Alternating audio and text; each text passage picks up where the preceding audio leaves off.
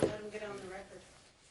I know you're anxious to go home this time. It's not that I'm anxious to go home, it's just that I feel like I've spun my wheels all day and accomplished results. I have other copies if you want it for your file, although I guess you're getting one anyway. Too far to walk? I- That's I guess it's- You busted me. That was You very guys look funny. as tired as we do. Excuse me, we have to go to our offices, we have to pack up our stuff, we have to get up at 5 in the morning, we have to prepare. do we? Get up at 5.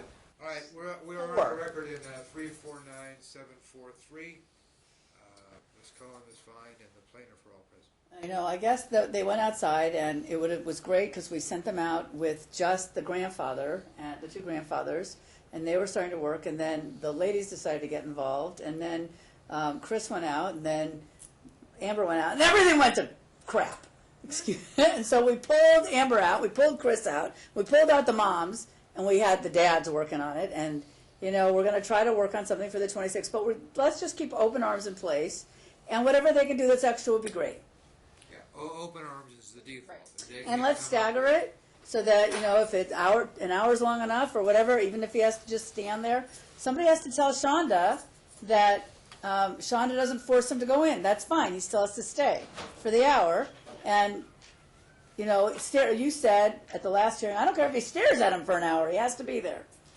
I'm also going to, and I know Open Arms is a private outfit, so they don't have to obey my order, but I'm going to the extent possible, given the unique situation of this case, ask them if they will waive their rule that the only people present during visitation are immediate family relations, so that the cousins that Hayden apparently has a meaningful relationship may participate in the visitation to enable the visitation to occur at all.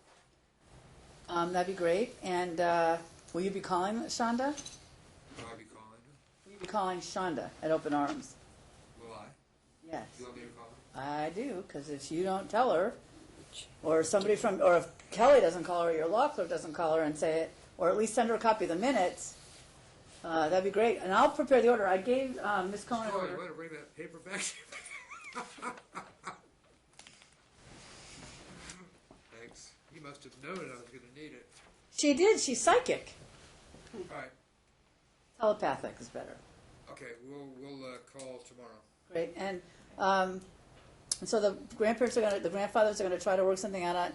And if it works out, great. And if it doesn't, then we still have Open Arms, and they'll try it. And if it's not successful, we still have the evaluations, and that's what's awesome. Okay. Now, I'm You have an order. Can you sign it? I haven't even had a chance to look at it. I don't want to throw more problems into the mix. One thing that came up is I'm not trying to change Open Arms. I'm saying keep Open Arms in place, but in order to give more flexibility, is it possible to say that if Earl can't do Open Arms, that the brother can do Open Arms, or even Amber can do it, just to make sure it happens? Because I just want to make sure it happens. It's fine with me. I don't have a problem with it. I don't think he has a problem with it. Earl is a preferred participant, but in his absence, then the brother or Amber. That's fine. The court has an order been prepared from last hearing where I initially set up everything. The second, I gave it to Ms. Cohen, and she said that I gave it to her when we got here at about 1:30, and she has been busy. She hasn't had a chance to read it. I'm just thinking we may need an order for today's hearing. I'll do today. I'm sure I got a lot more detail, at least for Dr. Polini, as to what the expectation was that he was going to do. It should have been included in the last order, or at least I think it should have, that Dr. Polini is provided not only with Mr. Picault's reports, but also the therapist, Cullender? Isn't Hayden continue to see Dr. Kaladner. Kaladner? Yes, Kaladner. We'll give Paglini the letters. Yeah. I want to make sure he's got everything. I'll give him everything. That, from any source that'll assist him in figuring out what's going on. Okay? that it? All right, that's it. Evidentiary already set, Yes. And changed already by you. so I don't need to hear from two of you again for a while?